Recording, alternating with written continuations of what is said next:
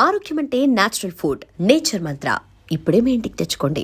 Sir, మీ acting విషయానికి వస్తే నాకు చాలా బాగుంది మీ సినిమా. అంటే అంతకుముందు మీరు చిన్న చిన్న వేషాలు, మంచి వేషాలు వేసినా కూడా అంత బ్రేక్ రాలేదు.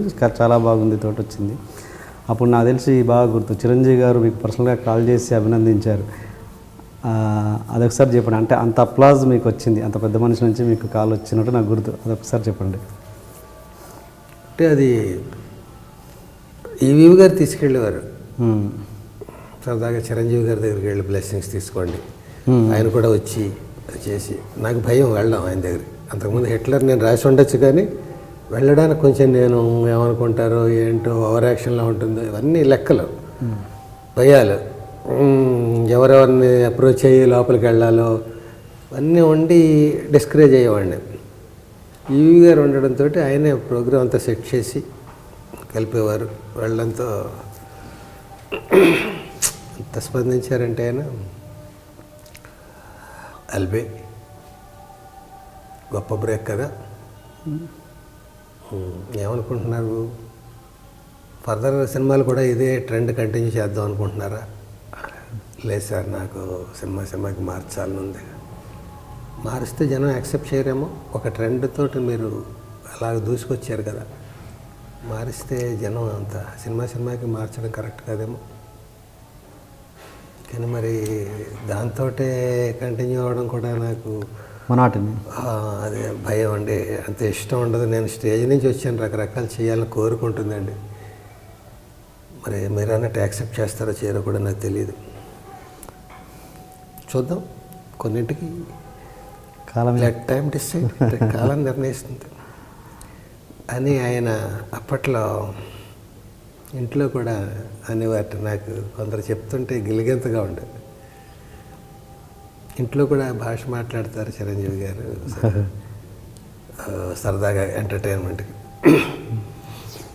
తొందరగా టిఫిన్ పెట్టండి, అవతల మాకు షూటింగ్కి టైం అయింది, ఎలా అంటుంటారు అని చెప్తుంటే ఆయన ఏంటి నన్ను ఇమిటేట్ చేయడం ఏంటి అది. అలాగే తర్వాత మృగరాజుల వేషం వేశాను. నాకు ఇది చిన్న ఒళ్ళంతా మేకప్, ఆటవికుడు, చిన్న గోచిది ఇది తప్ప, మొలగొడ్డ తప్ప ఉండేది కాదు. ఇదంతా మేకప్, ఇదంతా విగ్, ఇదంతా ముక్కుకి ఇవన్నీ. ఆయన షార్ట్ గ్యాప్లో అక్కడ కూర్చునేవారు, నేను ఎక్కడో ఇలా కూర్చునేవాడిని. కొంచెం దగ్గరకు వచ్చి కూర్చోచ్చు, చాలా దూరంగా ఏం కూర్చోక్కర్లేదు, మేము ఏం ముట్టుకోకూడని వాళ్ళం ఏం కాదు. బాబాయ్ సార్ అంటే మీకు డిస్టర్బెన్స్ అని. ఎల్బీ కొంచెం ఒళ్ళు చేసినట్టు ఉన్నావు, కొంచెం ఒక తొలం సార్, దాన్ని సక్సెస్ ఒళ్ళు అంటారులే. అదే దగ్గరికి వచ్చి కూర్చోమనమే గొప్ప అంటే అభినందించడం.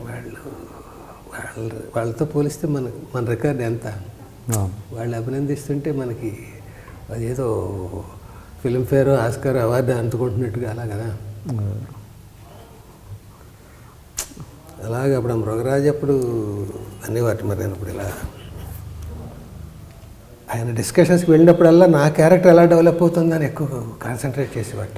ఎల్బీ ఏమంటాడు మరి ఈ సినిమాలో, ఈ సీన్లో, ఎంత అదృష్టం, ఎంత భాగ్యం అది. తర్వాత కూడా స్టాలిన్ సినిమాలో నేను ఆ వేషం ఇంకెవరైనా అనేది ప్రతి షెడ్యూల్కి డిస్కషన్ అంట. చిరంజీవి గారు ఇలా చిటికిన వెళ్తూ 100 మందిని లేపేయగల మెగాస్టార్, ఆయనే ఆపదల్లో ఉంటే ఆయన్ని ఎవరు హెల్ప్ చేయాలి, అది చాలా టిపికల్. ఎవరు చేయాలి దానికి? మళ్ళీ ఒక రజనీకాంత్ రావాలా, లేకపోతే ఎవడ పడితే వాడు వేసేయచ్చా, ఎవడ పడితే వాడు ఎవడు, అది ప్రతిసారి డిస్కషన్లో ఉండేదట. నాకు ప్రతి షెడ్యూల్కి డేట్లు వస్తూ ఉండేవి. ఈ షెడ్యూల్లో మీది లేదండి, నెక్స్ట్ షెడ్యూల్ అనేవారు. అంటే వాళ్ళు అలాగా కరెక్ట్ కదా, చాలా టిపికల్. అది నిర్ణయం తీసుకోవడం చిన్న విషయం, అది ఇంపార్టెంట్ విషయం. చివరికి లాస్ట్ షెడ్యూల్లో నాకు వచ్చింది డేటు. అప్పుడు షార్ట్గా ఆయన వచ్చారు, మేమందరూ గెటప్స్లో రెడీగా ఉన్నాం. వస్తూనే నన్ను ఎల్బీ కంగ్రాచులేషన్స్,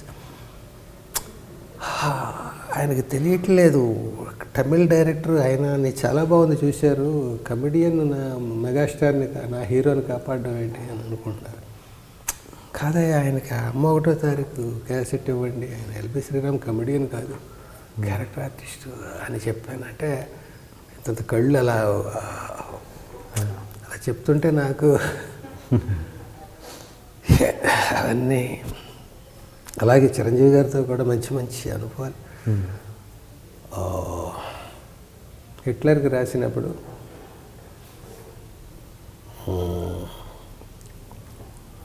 అన్నీ చూజీగా పెట్టుకున్నారు. ఆయనకు గ్యాప్ తర్వాత మళ్ళీ చేస్తున్న ఒక డిఫరెంట్ సినిమా అది, ఫ్యామిలీ ఓరియంటెడ్. అది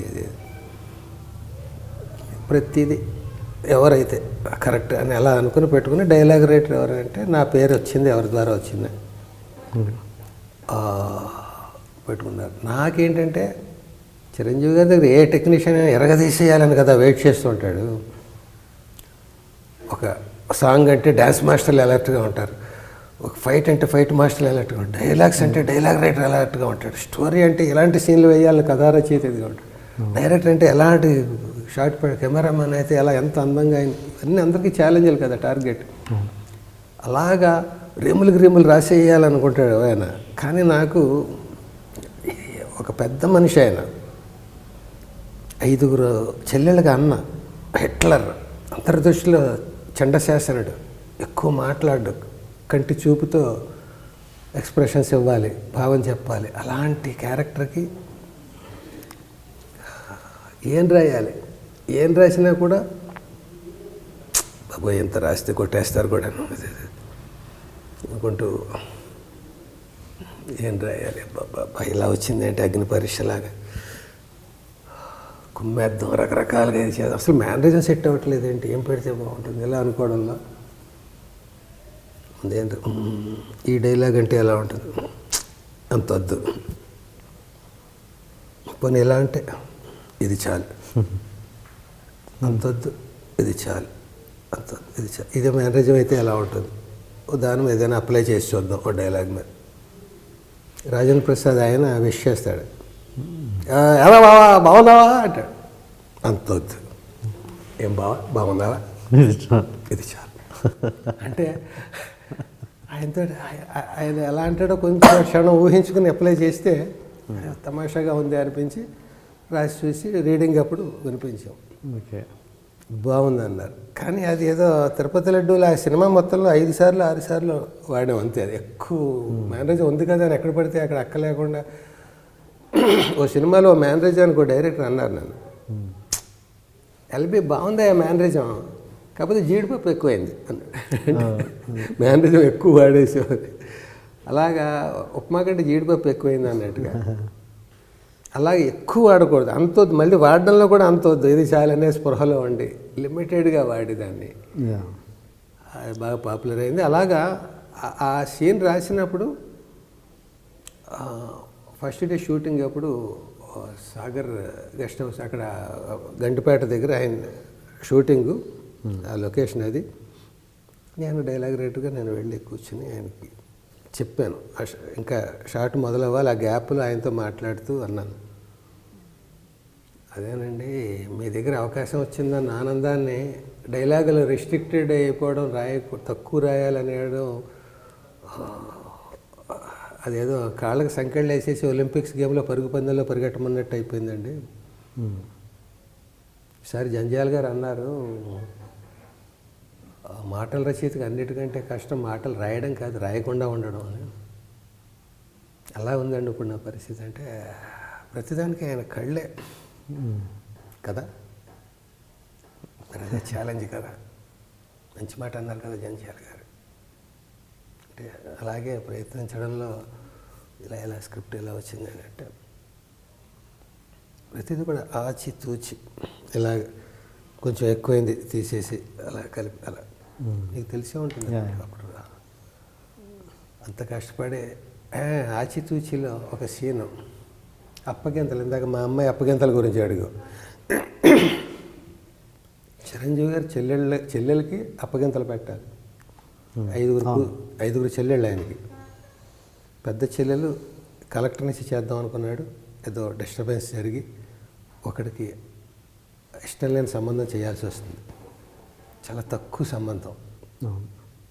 చేయాల్సి వస్తే మిగతా నలుగురు యాజిటేట్ చేస్తారు. అంటే ఆ పెద్ద చెల్లిని వాడెవడో ఒక క్యారెక్టర్ పాడు చేస్తాడు, లెక్చరర్ ఎవడు. ఆ పాడు చేసినప్పుడు ఇంకా అక్కడే ఇచ్చి చేయాల్సి వస్తుంది. మిగతా నలుగురు చెల్లెల దగ్గరికి రహస్యంగా ఉంచాల్సి వస్తుంది. అది అసలే అన్నయ్య అంటే కోపం, తెక్కగా ఉంటాడు, ఏది హిట్లర్గా బిహేవ్ చేస్తాడు, ఇవన్నీ అని మనస్తాపాలు ఉంటుంటాయి వాళ్ళకి, మిస్అండర్స్టాండింగ్స్. అప్పుడు ఈ పెళ్ళి కూడా ఎలా చేస్తున్నాడంటే వాళ్ళు రివోల్ట్ అయిపోతారు. పెద్ద కబులు చెప్పాడు, కలెక్టర్ ఇచ్చి చేస్తాను, ఇది అని అన్నాడు, చూస్తే ఇలాంటి సంబంధం చేసాడు, ఇవన్నీ అని వాళ్ళు ఇంచుమించుగా